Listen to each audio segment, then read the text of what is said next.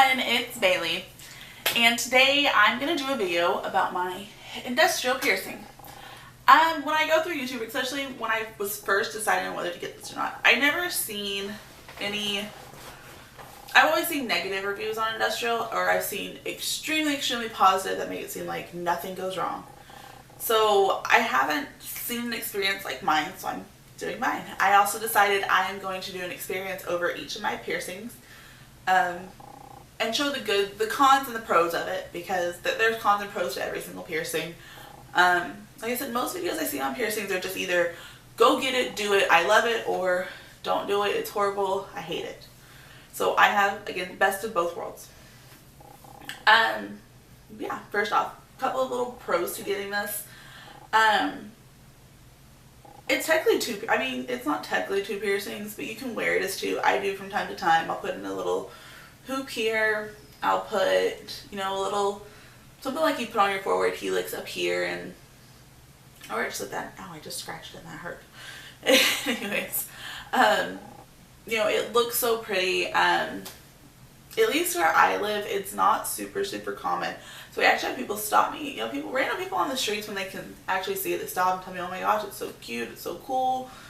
Just so many compliments about it, and I'm like, oh, awesome, thanks, great, and so, again, just the biggest pro to it, it's so cute, and I love it. I love mine.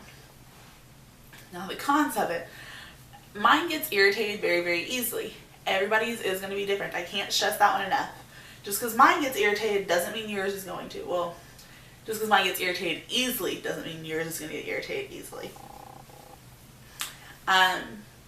Also, the biggest con to it, at least to me, is I even forget I have it. And I'll be brushing my hair and I catch it and I pull it. But that's just like any piercing. You're going to forget you have it and pull it. However, because it sticks out so far on both spots, like both the forward and the back, like I said, both the forward and the back stick out a little more than what this would stick out, or like your tragus or my other cartilage or anything. It gets pulled more so often than others. So that's really the cons. There's not too many cons, not too many pros. It really falls under, do you truly want it or do you not? Now, a little about my experience with getting it. I've had mine for 3 years, and I wanted it for a while. I got it when I was about 19, and I'd wanted it since I was probably 16. So I really thought about it and really was like, ooh, I want it. And after seeing some negative videos on YouTube, I was like, no, I'm not getting it. Oh no, I'm not going to get it. But then I seen again some positive ones, and actually have a friend or two that got theirs, and it really made me go, yep, I want it. That's it. I'm getting it. I'm sorry, all my finger hurts, so I have to pop them. Sorry, anyways. So it was when I first moved down here, so I really didn't know like a good piercing place or anything. So I went to this place that some people recommended. I'm not going to say the name of it because I did not have the best experience there. And I'm not going to bash someone's business and give the name and things like that. Sorry. If you live in my area and you want to know who I go to now that is amazing, you can, hit me up on Twitter, on Instagram, even on here, whatever, and let me know, oh, you're in this area and you want to get pierced. I'll gladly tell you where I go so you can check them out. However, the place I went to, it came off as clean. He had a really long line of people and was just very like in, out, in, out, in, out. And to me, he didn't do a good job of like telling you, oh, you do this, and this to clean them. I've had other piercings before, and I knew how to clean them. I've had other cartilage piercings, and I knew kind of what to expect. Obviously, having other piercings before, I knew how to clean them. And he also, to me, he seemed like he wanted money, like just wanted more money. He told me, oh, you can't change your piercing. I have to change it. You have to come back here in 3 months, and we have other jewelry for you to buy, and that's when you can change it. And I kind of thought about it. I was like, I can't change my own jewelry? Like, I understand telling me, hey, look, you can't change it for 3 months, but after that 3 mark, change it, and if you need help, come back. But him telling me, no, you can't change it, you have to come back. We charge a small fee to change it, Plus, you have to buy your jewelry here. Like, he's literally telling me, you have to come back so I make more money. That was, you know, another reason I didn't want to go back.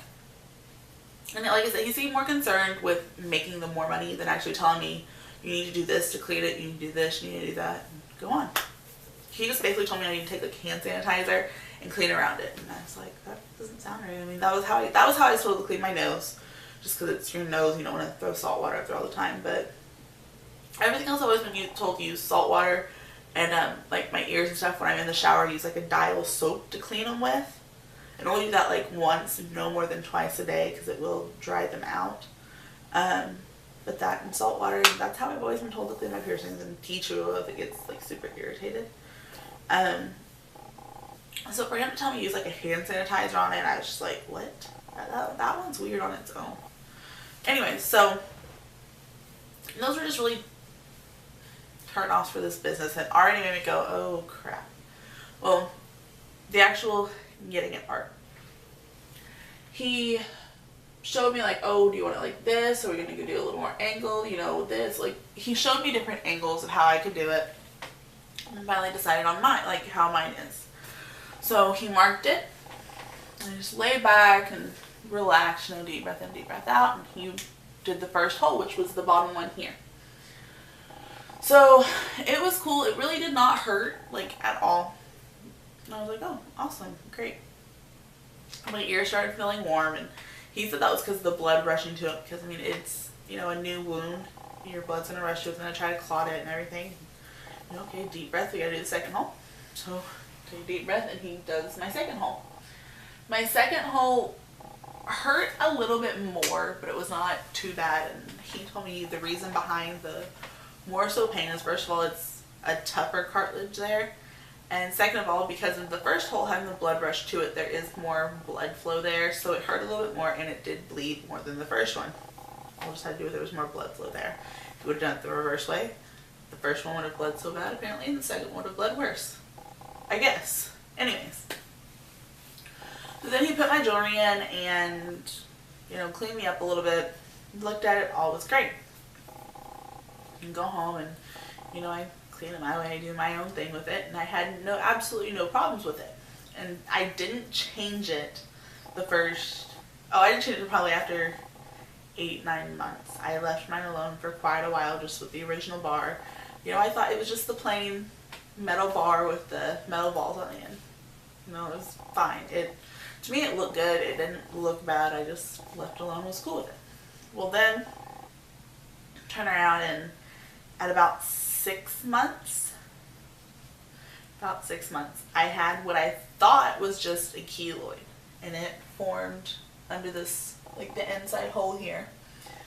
And at first I just thought it was a keloid, so I was like, oh awesome, I'm gonna use some tea tree oil, you know, watch it really carefully, clean it and everything, make sure all's well. Well, after a day or two, it actually formed into like a big blood blister. I really don't know exactly what it was. I don't even know how I got it. I don't remember doing anything out of the ordinary. Even like when it first happened, I was like, what did I do to get this? How did this happen? So I left it alone, and that happened, it was like a Saturday night, like the place had already closed. So I couldn't go ask about it, find out what really what it was, what's going on. Well, the following Sunday, I don't even know what happened. And the next thing I know, I just feel like something's oozing down my face, and I'm like, what the heck? And I touch it, and there's just blood. So I'm like, oh my gosh. So I go to the bathroom, and I guess the blister or whatever it was had popped on its own and was just oozing. So get it all cleaned up, and it was perfectly fine. You could tell there was nothing there. After it stopped bleeding, it was all cleaned up. So at that point, I put an antibiotic on it. I can't talk. Antibiotic on it. Jeez. So I put an antibiotic on it, and, you know, just let it go. Was cool. Had no problems with it. Well, then, you know, go on, and other than that, I really had no problems with it at all. I get a keloid every now and then, and with that, you know, like I said, I've always been told to use tea tree oil on it. It helps soothe them, and they eventually go away. So that's really as far as my experience with the whole getting it goes. I did change it on my own after 9 months to a year, give or take. I'm horrible at losing jewelry for it. I don't know why. I can keep my nose studs, I can keep my lip studs, I can keep my tongue rings. I can keep all my jewelry except for my industrial. I've probably had 20 barbells for it in the past 3 years, and I only know where 4 of them are. So, like I said, I'm pretty horrible. And the only reason I know where 4 are is because I just bought one, or else I would only know where 3 are. Anyways, trying to make sure I've covered every single base. Another thing with it though, whenever you're getting your hair cut or whatever, make sure whoever's doing it knows you have it. Another experience I've had was getting my hair cut. Someone I knew, they knew I had it but didn't know I had it. Like they've seen it but just never registered it was there. Cutting my hair, and when he combed my hair over, he caught this bottom one, and he just like a little pulled aside. It wasn't too bad. I was like, ouch, no, chill, that hurt. He was like, oh, I'm so sorry, I'm so sorry. And he seen it and was like, oh, I forgot about it, you know. Goes on, and then he catches the top one, and he's like, oh, shit, you know, I forgot about it again, I'm sorry. It's alright, it's no problem, you know, go on about it. Well, then later on, he goes to comb my hair one more time, and it's like a hard tug, and he caught this bottom one, and it pulled so hard, it started bleeding. I was like, oh my gosh, and he was really like, can you just take that out for your haircut? Like, and he had the whole head scratch, and can you just take it out? Like, he was really like concerned that he was gonna pull it out. So I went ahead and took it out, and from then on I actually take it out when I go get my hair cut. So, like I said, make sure they know about it. Another thing, I will take mine out, and mine's never closed. Like I had it, actually I think this month will be 3 years that I've had it. Mine is never actually like closed. The holes will shrink so that I have to kind of like, I guess you'd say, stretch it to make my barbell fit again. It is a 14 gauge barbell is what I normally wear, but sometimes I'll decide, oh, I want something smaller in it, so I'll put like my little hoop that's, I don't know, I think it's a 16, 18 somewhere there, so I put a little hoop in it.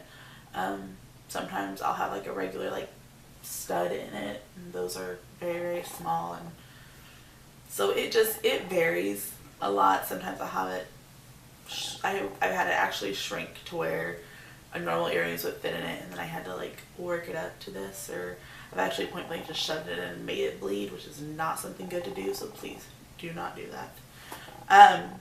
But yeah, overall with it, I think if you want it, go get it. Mine was moderately priced.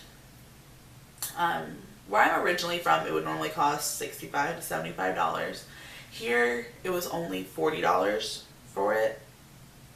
Which, I mean, to me that was fairly reasonable, especially coming from somewhere that $40 was a tongue ring, a lip ring, a nose stud. So getting my industrial for $40 was like, oh hey, that is awesome. So where you live, it might be more, it might be less. I know some places say, oh, it's only $10. Some places are, oh, it's, you know, $75. Some places, oh, it's way more. It all depends on where you live. Where I go now, it's, again, about $40 is where I go now. The other reason I switched places, besides I didn't like the way that they handled themselves, I actually ended up going somewhere else because that place was closed one day, and someone else recommended this other place. Went there, the owner was there, and it's super, super nice. He actually works in the shop too. The guy that actually does the piercings is super laid back, super cool. They are overall cleaner. Just you walk in and it instantly just feels cleaner, it looks cleaner. It's just way more organized. He takes his time with you. It doesn't matter if there's a line or not. He takes his time so you know this is what you do, this is what you do. He answers every single question. I've actually had it my lip when I first got it done. The post on the back, like the inside piece, was going in like in my lip because the swelling was so bad, and go back in and no problem, without any questioning, without even, you know, making me pay any other fee like this other guy would have done. He put it in a hoop so I wouldn't have too much issues with swelling, and then turned around, came back later, and he changed it back for me. I mean, obviously for doing this work I did tip him, but you know, he did it, no questions asked, you know, here you go, come back if you have this problem, this problem, this problem. He's really cool like that. I enjoy them a whole lot more. So when you get a good piercer like that, don't leave. Just stick with them. I've stuck with him for several other piercings. 1, 2, 3, 4 or 5 piercings. And no complaints with them. I'd go back anytime I wanted a piercing. I would definitely just go in there.